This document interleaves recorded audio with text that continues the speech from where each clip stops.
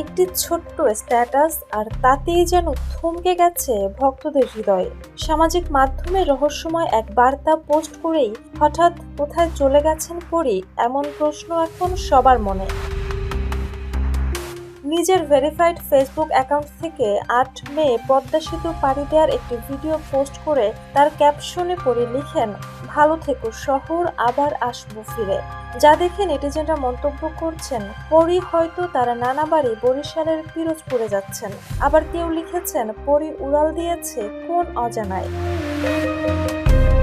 পরীমণি কাজের চেয়েও বেশি সময় কাটান আনন্দে। তার সকল পরিকল্পনায় যেন আনন্দ উদযাপনের তরে নিবেদিত। নিজের সন্তানদের নিয়ে এখানে ওখানে ঘুরে বেড়াতেও বেশ ভালোবাসেন তিনি। যদিও কোথায় যাচ্ছেন তা স্পষ্ট করেননি এই জনপ্রিয় অভিনেত্রী, তবে এই নিয়ে তার ভক্তদের জল্পনা কল্পনা তুঙ্গে। বিনোদন ডেস্ক, দ্য নিউজ।